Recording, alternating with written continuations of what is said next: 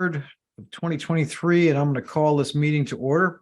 Pursuant to Chapter 2 of the Acts of 2023, on March 29th, 2023, Governor Maura Healey signed into law an act making appropriations for the fiscal year 2023 to provide for supplementing certain existing appropriations and for certain other activities and projects.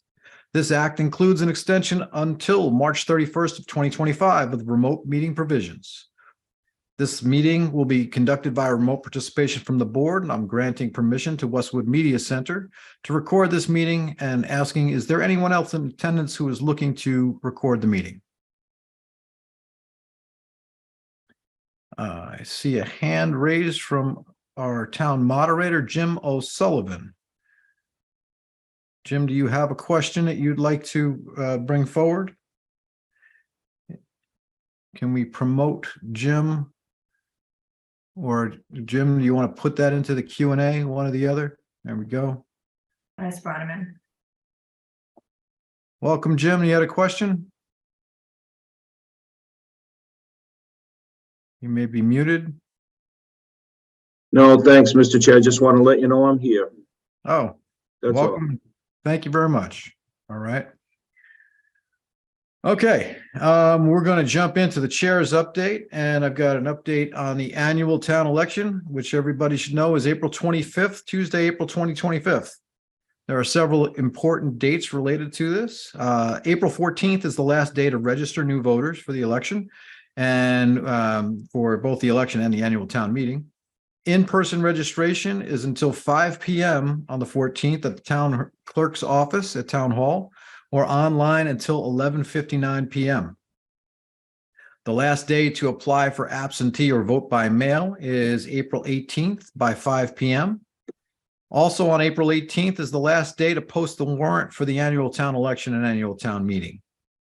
Early voting in person will be held at the police station, the Gillette Meeting Room on the following dates and times: April 14th from 1 to 5 p.m. and April 15th from 9 a.m. to 5 p.m. On voting day, election day on April 25th, we will all be voting at the Westwood High Gymnasium, and the polls will be open from 7 a.m. until 8 p.m.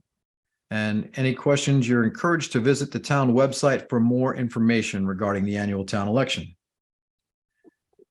Similar news, we have our annual town meeting on May 1st. The town meeting will be held in the Westwood High Auditorium on May 1st. Registration begins at 5:30. That'll be out in the auditorium lobby. And then recognitions and swearing in of elected officials will take place beginning at 6 p.m. inside the auditorium. And then at 6:30, we will begin the official business of the meeting inside the Westwood High School auditorium. And I think many folks have seen that the school committee announced that Tim Pifavar has been selected to succeed Emily Parks as the new superintendent of schools. Mr. Pifavar was named as the 2022 Massachusetts Superintendent of the Year. He served in the town of Billerica as superintendent since 2012, and it's anticipated he will start here in Westwood on July 1st, subject to both parties finalizing the employment contract. I was fortunate to be part of the search committee that vetted the first group to get it down to the finalists that the school committee saw, and had a great opportunity to get a chance to meet Mr. Pifavar and hear a lot about his background and why he is so well qualified. And I think we're very, very lucky to have him, and I welcome him to the community. Next up, we have an update just regarding the Canton Street Sidewalk project. On May 16th, there will be a public information session. Back in May of 22, at our annual town meeting, residents approved a warrant article number 12, to appropriate funds to pay the costs for design services related to the Canton Street Sidewalk project. Department of Public Works and Tech, which is the engineering corp, will hold an in-person public information session at the Westwood Main Library in the community room on May 16th at 6 p.m. to provide an update on that Canton Street Sidewalk project. And that concludes the chair's business or chair's update. I'm going to turn to scheduled action. First up, See, we have Nora here, and we have Paul's Canteen, which is a mobile food operation permit. So Nora, would you like to take us through this, please? Sure. So the town received an application from Paul Lepro for a canteen mobile food permit. His intention is to serve contractors and construction workers at the Hanlon Deerfield School construction project.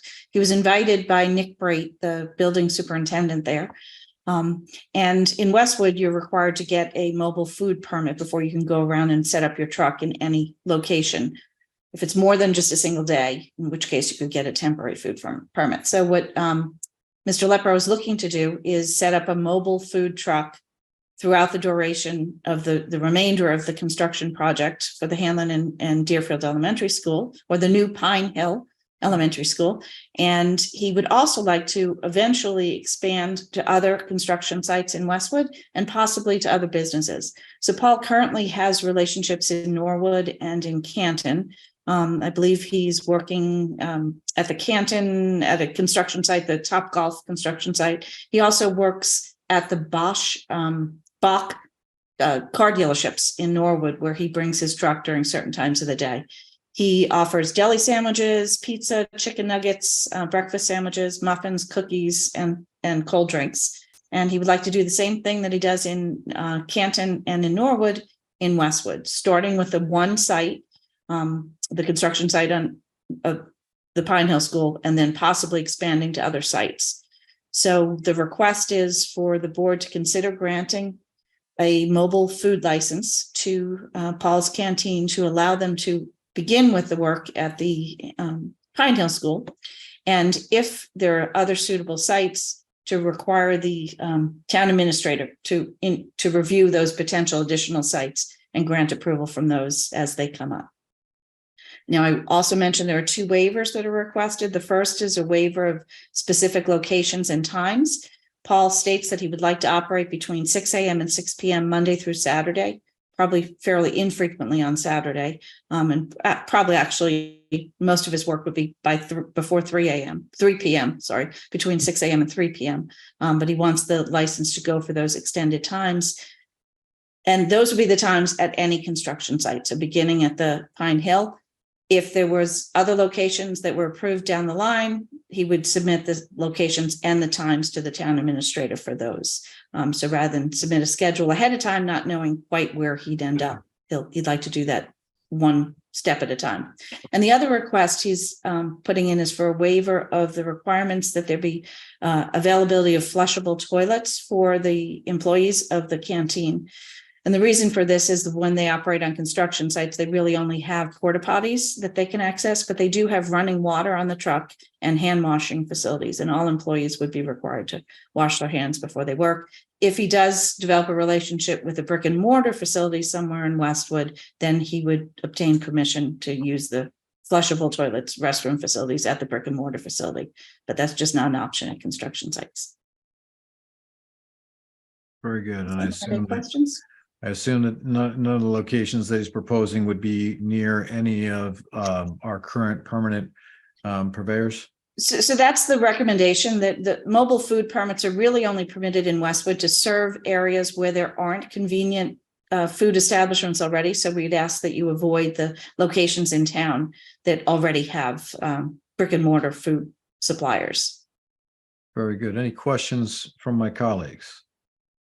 I have a couple of questions. Thank you, Nora.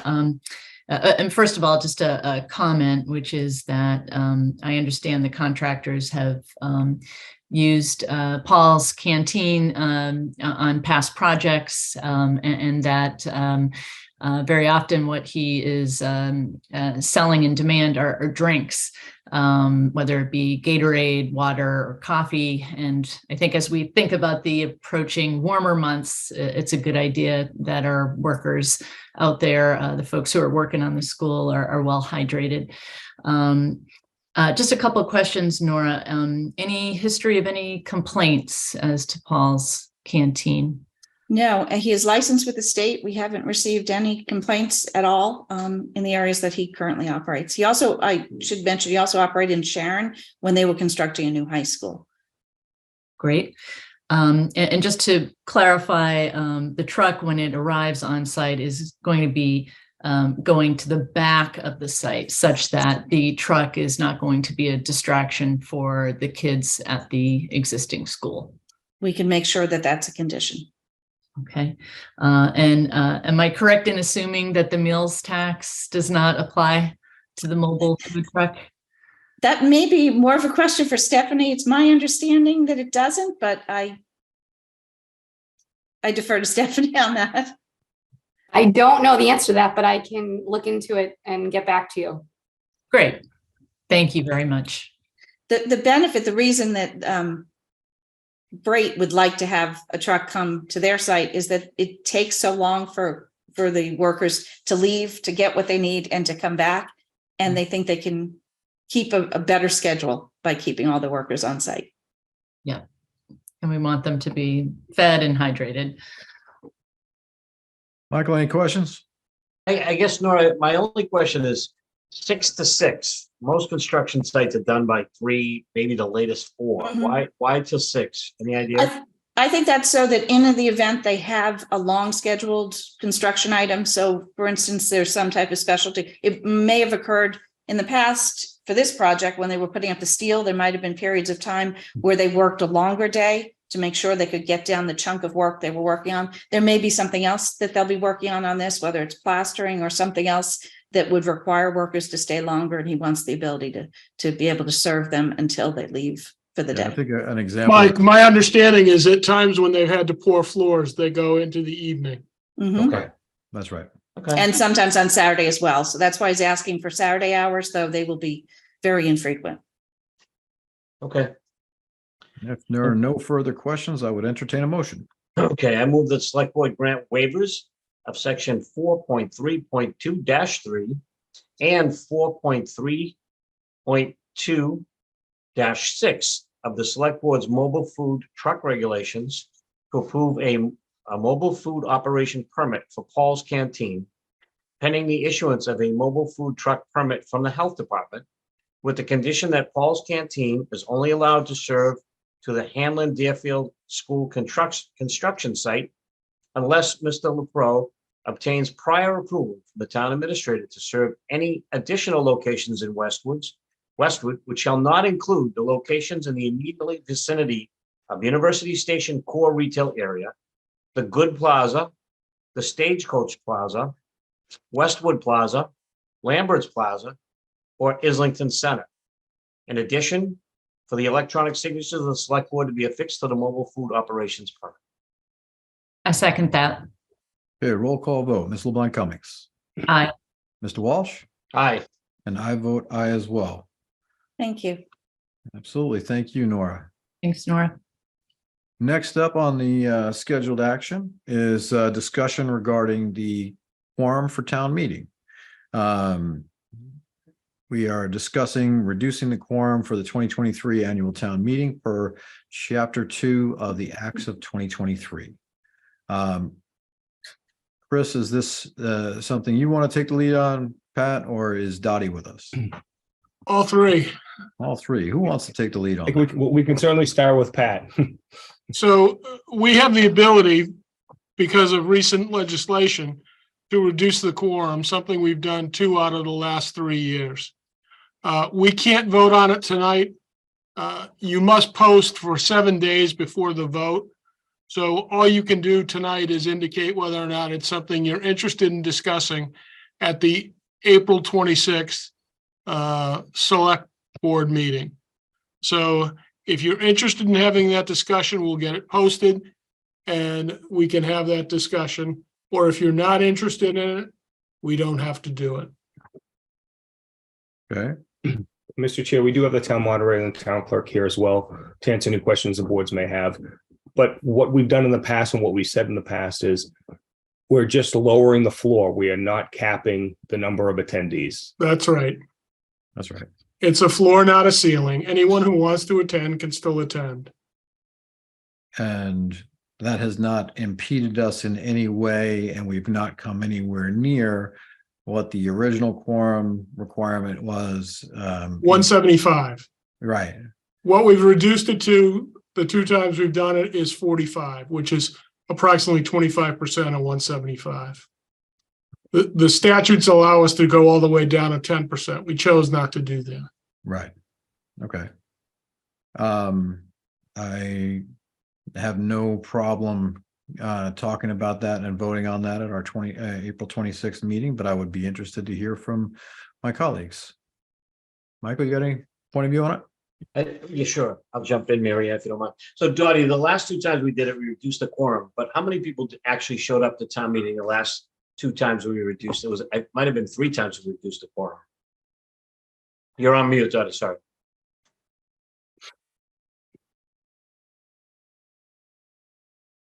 Both town meetings where we reduced the quorum, we had over our allotted quorum of 175. I believe it was around 220 the last meeting, and then the meeting before that, it was again over 200. And you know, the thing that helps with this really is that we've had many occasions where we have not been able to get a quorum, and to actually have a meeting without a quorum, all the work that goes into it would be really kind of devastating for the community, because there's a lot of articles that need attention. And, you know, it can be very frustrating. And in the time I've been here, you know, it has happened a few times where we've actually had to go out and get people out on the fields to come on in. So it's, you know, it's definitely helpful. And again, as Pat said, it doesn't deter or take away anybody's right to come. You know, we still encourage all of our residents and registered voters to attend town meeting. Absolutely. And really it becomes the biggest concern is when there's, you know, the potential for a need to continue a town meeting or something like that, right? So, Yeah, right. I would say that we should, at least my vote would be that we put it on the agenda to, a potential to reduce the quorum. Can we do it tonight, Pat? No, No, okay. So, and I'll tell my only reason, because I know we've always been over it. That's not the issue. I think when it gets later in the night, if people leave. I remember at least several times during a town meeting, someone tried to call the no quorum to postpone the rest of the meeting. And that just seems terrible because you're already there. And people who are interested are probably going to be the only ones that would show up on day 2 anyway. So I think we should put it on our agenda, be my vote. I agree. Okay. Mr. Moderator, did you have anything that you wanted to add to the discussion to what Dottie has already said? Nothing new. I think the first time we did reduce it, probably by the middle of the meeting, we had fewer than the original quorum because it was so cold outside. So I agree with Mr. Wallace. It would be a shame to start the meeting and have somebody call the quorum in the middle of it and have to go back a second night. So I'm in support of the idea. Very good. Okay. Thank you all. We will add that to our agenda for the 26th. Okay. Next up is we need to discuss and vote to sign the 2023 annual town election and town meeting warrant. So the background was attached. We've discussed the warrant many times. And Chris, I don't know if you want to lead this with respect to the things that will be on the town election ballot. The town election ballot or the town warrant? What would you? Well, the first thing on the agenda was the town election ballot, where we have, you know, the one assessor for a 3-year term, the housing authority. I'd certainly read it. We do have the town clerk here. So Dottie, if I do make any mistakes, by all means. Or you could defer to Dottie. I'm No, either way, no. So Dottie, would you like to read it? I'm happy to read it. Sure, I'm more than happy to. So we have one assessor for a 3-year term, one housing authority member for a 5-year term, 2 library trustees for 3-year terms, 1 moderator for a 1-year term, 1 planning board member for a 3-year term, 2 school committee members for 3-year terms, 1 select board member for a 3-year term, 1 sewer commissioner for a 3-year term, and 1 tax collector for a 3-year term. However, we do have a clause there that the term is subject to pending a possible charter change. So that term could change. okay. And then with respect to the annual town meeting, we have reviewed the order of the articles. I don't have anything that I believe needs to be revised in that order. Chris, Stephanie, do you have anything that you feel we need to discuss with respect to that at this point? I don't have anything, and I don't feel anything needs to be changed either, unless you have any questions, which I'm happy to answer. I do not. I had a chance to watch the meeting for the other night from when I was out of town. So I thought, the Finance and Warrant Commission was supportive of the vast majority of everything. So I don't think there's any need for any change. Do either of my colleagues have anything to add to that? I do not. I do not. Very good. Then I would entertain a motion. Okay, hold on one second here. I lost my, Mr. Walsh, yes, if I may, I would recommend that you vote them abstain. individually. Okay. So both the election ballot and the annual town meeting? I would move that you post the warrant for the election Okay, and then move that you post the warrant for the town meeting. okay. Do it individually if you would, sir. Would you like And- us to vote them individually as well? Yes. Very And good. so, Mr. Hearn, I do have a question for you. So because I'm on the ballot, does that allow me to vote to post it? Why don't you allow the third member to do the town election? Okay, And actually, Pat, if I can just jump in there for a second. So you're actually authorizing the warrant, which is the town election, annual town election, and the annual town meeting are both posted under one warrant. Oh, they are. So you can do them combine then. Just one warrant. Fair enough. Thank you. Okay. So with that, I move that the select board sign the 2023 annual town election and annual town meeting warrant, and for the warrant to be posted by the constable throughout town. And I will second that out of necessity. Pat, as just a point of order here, Mr. Walsh did not make the motion. Is he able to vote on it, or is he abstaining in total? Yeah, it's up to him.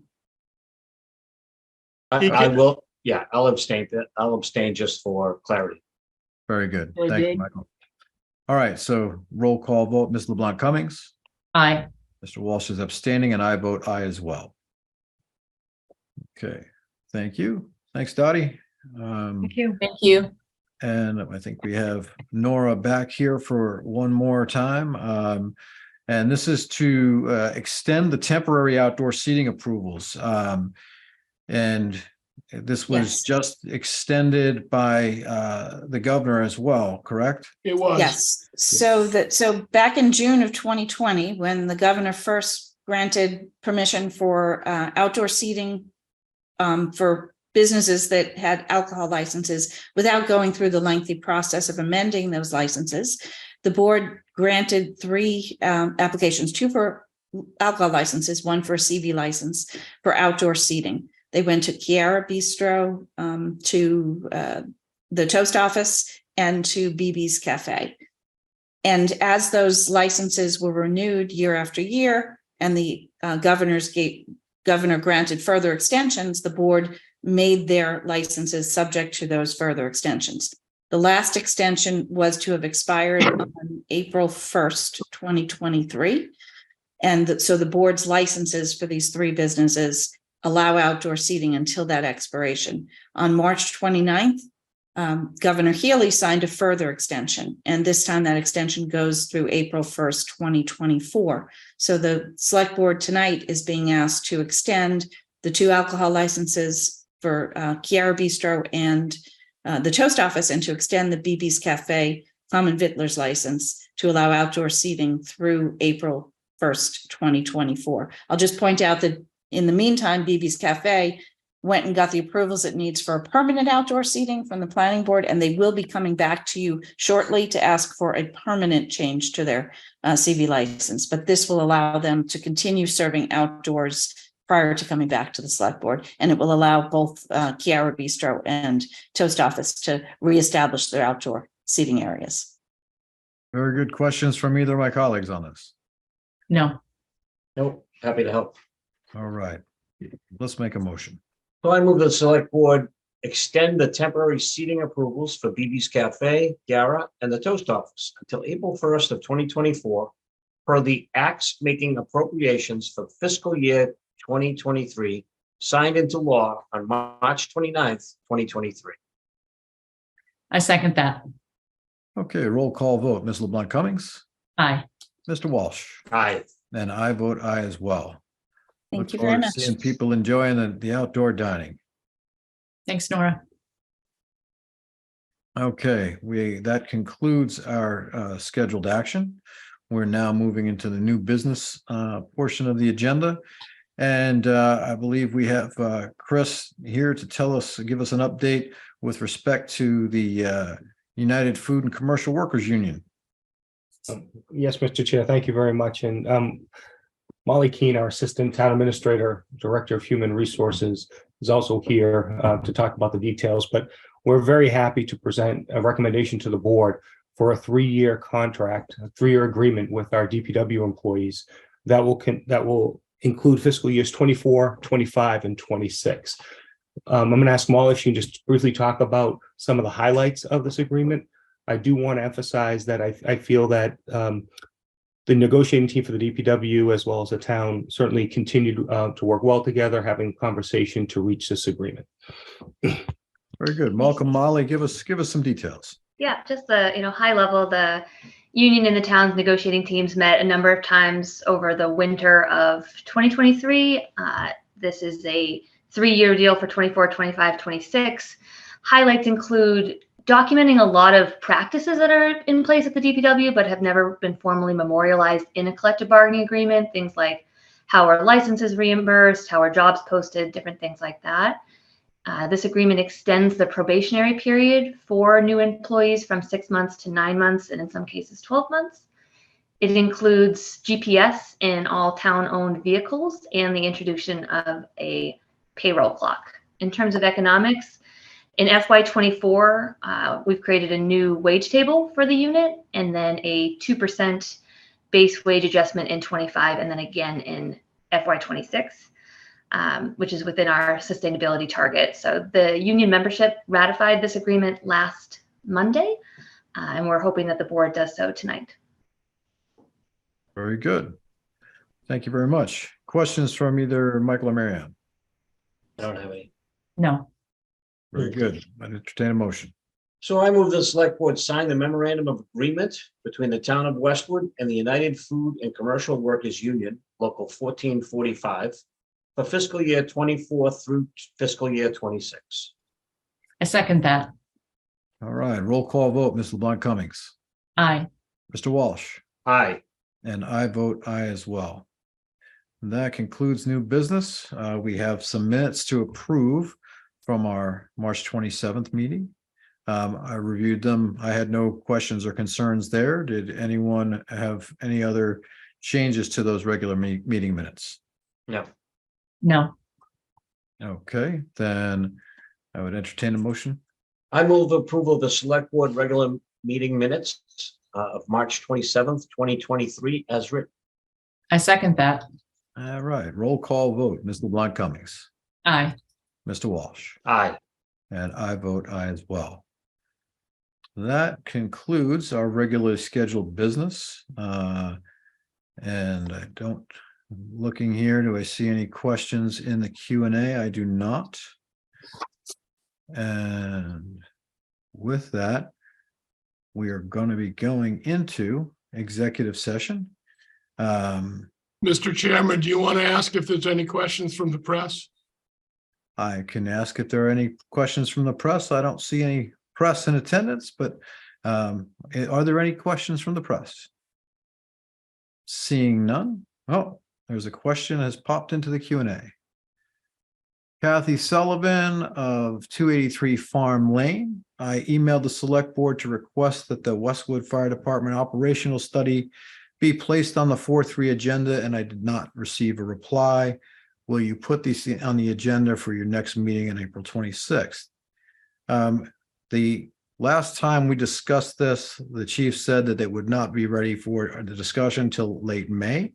And so we are not planning to add that to the agenda for April 26th at this point until the chief has received it and has had opportunity to review. So I would say it will not be on the agenda for April 26th.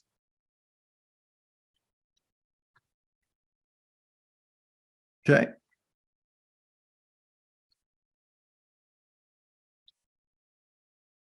Okay.